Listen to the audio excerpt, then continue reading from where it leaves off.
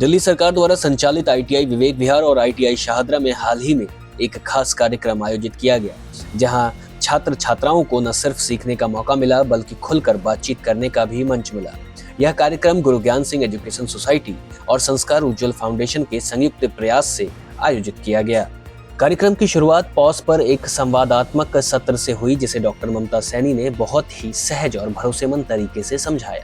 उन्होंने छात्रों को बताया कि सुरक्षित कार्यस्थल क्या होता है, किन बातों को नजरअंदाज नहीं करना चाहिए और जरूरत पड़ने पर मदद कैसे और कहां से ली जा सकती है। पोश एक्ट, ठीक है, protection of the womens from the sexual harassment where in the work place, ठीक है। वर्क प्लेस पे अगर कुछ भी, अब आप यहाँ से आगे जाएंगे तो आगे कहीं जॉब भी ज्वाइन करेंगे, चलो 50% 60%, और आज के टाइम में तो 100% चली जाती हैं लड़कियां, क्योंकि जॉब के बहुत ज्यादा डिमांड्स है। पेरेंट्स की मेंटेलिटी भी चेंज हो रही है। तो आप कहीं जाएंगे तो आप वर्क प्लेस में अच्छे तरीके से, ठीक है, एक सामंजस्य, एक तालमेल बना के आप काम कर पाए, ठीक है। उसमें सिर्फ फीमेल के लिए ये एक्ट बना है, POSH। तो क्या है POSH? कई छात्राओं ने अपने सवाल रखे, जिससे माहौल और भी खुला व भरोसेमंद बन गया। इसके बाद संस्कार उज्ज्वल फाउंडेशन की डिजिटल उज्ज्वल इनिशिएटिव के तहत डिजिटल जागरूकता सत्र हुआ। इस सत्र को अमित कुमार झा ने संचालित किया, जो Indian council for technical research and development से डिजिटल रूप से प्रमाणित हैं। उन्होंने छात्रों से आम भाषा में बात करते हुए बताया कि मोबाइल और इंटरनेट का सही इस्तेमाल कैसे किया जाए, ऑनलाइन धोखाधड़ी से कैसे बचें और अपनी डिजिटल पहचान को सुरक्षित रखना क्यों जरूरी है।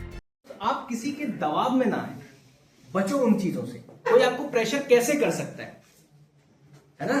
आपको बचना है उन चीज से, और किसी भी अनजान लिंक्स पर क्लिक नहीं करना है। फोन को फोड़ दो, तोड़ दो, रिस्टोर कर दो, रिसेट कर दो, डिलीट कर दो सारी चीजें, लेकिन एक चीज ध्यान रखना, वो डेटा इंटरनेट पे कहीं ना कहीं स्टोर है। छात्रों के लिए यह सत्र खास इसलिए भी रहा क्योंकि इसमें रोजमर्रा की जिंदगी से जुड़े उदाहरण दिए गए, जिससे बातें सीधे समझ में आई। कई छात्रों ने कहा कि उन्होंने पहली बार डिजिटल सुरक्षा को इतने आसान तरीकों से समझा है। तो क्या सीखने को मिला? इससे मुझे बहुत सारी चीजें सीखने को मिली, जो कि आज के एरिया डिजिटल एरा में हमारे साथ जो भी फ्रॉड हो रहे हैं, तो हमें उससे कैसे बचना है, वो आज के सेशन के थ्रू मुझे पता चला है, जो मुझे पता नहीं था पहले। तो ये मतलब बेसिकली आपने यूजफुल रहा?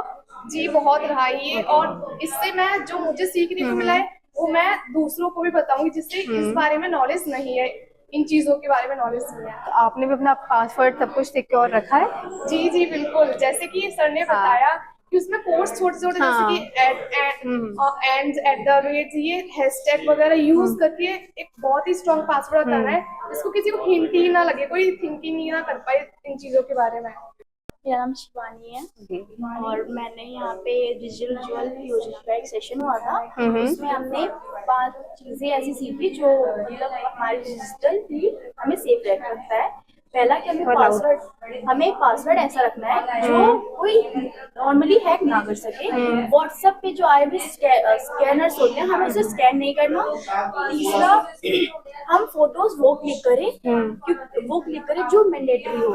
ऐसे फोटोज क्लिक ना करें, क्योंकि फोटोज हमेशा रहती है, रीसेट करने हम फोन का कोई भी रीसेट भी कर देते फिर भी फोटोज रह जाते हैं। तो हमें फोटोज ऐसी रखनी है जो जरूरी हो, और अगर ऐसी फोटोज ना हो जो हमारी प्राइवेट फोटोज हो।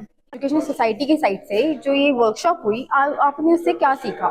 गुरु ज्ञान एजुकेशन सोसाइटी से हमें बहुत कुछ सीखने को मिला है, जैसे कि हमारे वर्कशॉप से इतने सारे क्राइम हो रहे हैं हमारे साथ, तो उससे कैसे बचा जा सकता है।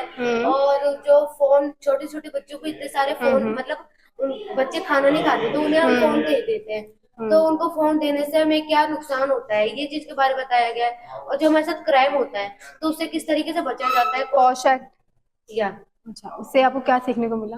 जैसे कोई भी हमारे साथ क्राइम होता है तो किसी का भी कॉल आता है, हम होपलेस होकर हम उन्हें पैसे दे देते हैं या फिर उनसे कांटेक्ट करके बात करते हैं, तो हम और होपलेस हो जाते हैं।